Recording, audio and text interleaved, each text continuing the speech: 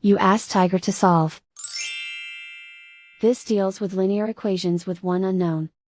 The final result is x equals 2. Let's solve it step by step. Group all x terms on the left side of the equation.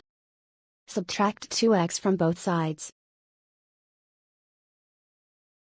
Group like terms. Simplify the arithmetic. Group like terms.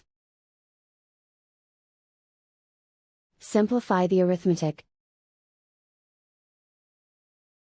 Group all constants on the right side of the equation. Subtract 1 from both sides.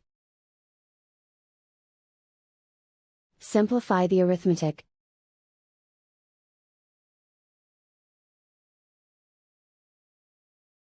And so the final result is x equals 2.